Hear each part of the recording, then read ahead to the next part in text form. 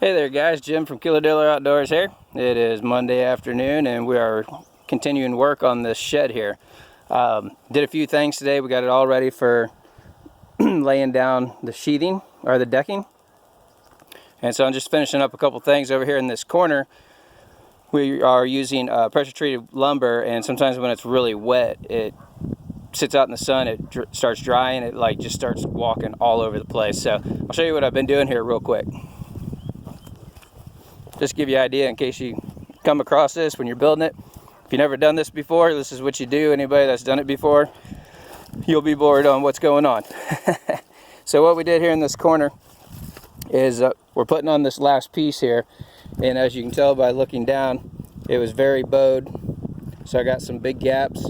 I ran my nails in there because it's a little bit tighter gap to help pull it together. And then what I did here is I put a clamp down on this bottom here on the skid, and then I pulled the board.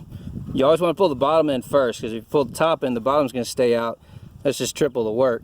So as soon as I pulled the bottom in, the top laid right up here perfectly on the board, and then I put this clamp on top to draw this down to the top of the floor joist. So as you can see, we got it pretty darn close. And right now, sorry, I already put it in. So then I went ahead and put four 3-inch exterior screws in there, and that'll help keep that from pulling back. So what I'm going to do to get all these guys better is the same thing. They're all nice and level now. So what I'm going to do is I'm going to go ahead and put that bottom clamp on these next three and pull that over. And the one that I did with the hammer, or with the nails, I'll do second, because when I get this side over, run a few screws in it, and then this one, put a couple screws in it, don't tighten them all the way down yet. Then I can take the hammer and I can hit this, and that'll help pull that back in. So if you just do it real slowly, everything will go back and be lined up perfect like it's supposed to be. This one here is a little high, so what we would do on that is you take your clamp and you come right over here and you put the clamp on the bottom of the board, and then you don't want it to be on the joist board, this board right here where my finger is. You don't want it to be on there. So if I turn it over that way and then I put this piece on here, as you can tell, it's not easy to do. I heard I'm supposed to be getting a GoPro coming, so that's going to be really good. Hold on one second.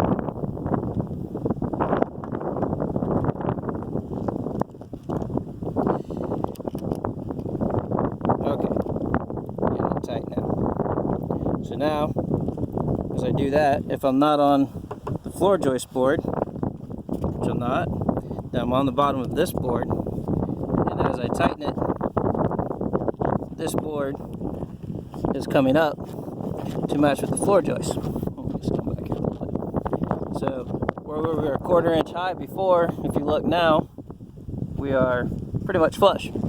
So that's the way to get your board up even with your floor joist when you're doing it by yourself. If you got two people, it's easy. One person can kind of keep picking up on one end and pushing down as the other person nails or screws to the joist. But when it's one person, you got to get smarter in this board, and the only way to get smarter in that board is to use your tools, use your head, and get it done. Especially when it is about 1 o'clock, I think now, and it is around 100, 104. I think the high today is 106.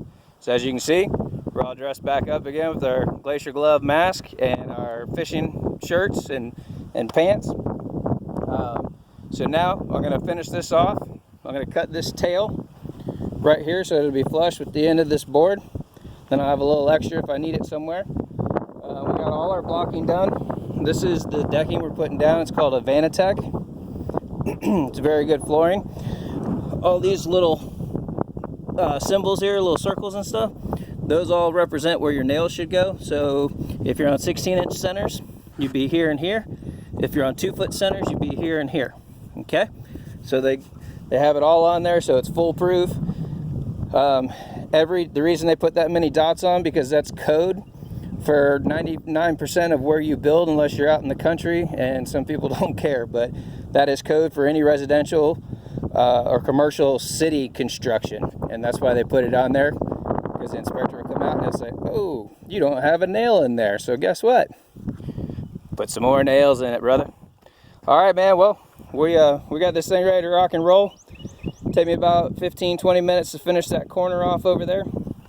As soon as I'm done with that, I've got 6 more pieces of the decking to get up here. Start pushing it all together, because it is tongue and groove, which this is considered the tongue for anybody that doesn't know. It's got on both sides, and then that's your groove. So the tongue will fit right in there.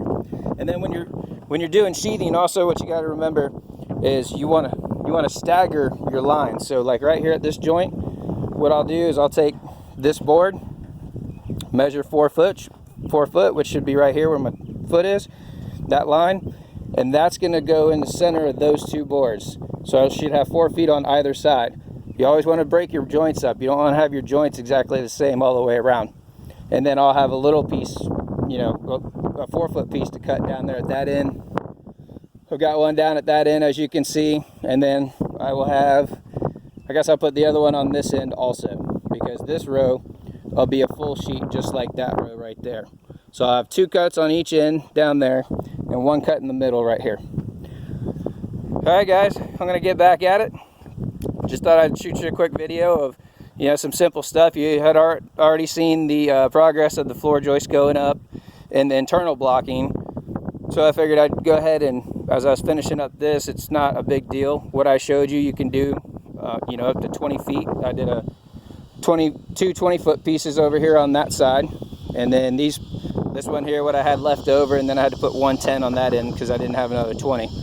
So we had to use 2 pieces there. But that's why I didn't make a video out of the whole thing, because I could easily show you in just a few minutes how to do it with 1 piece.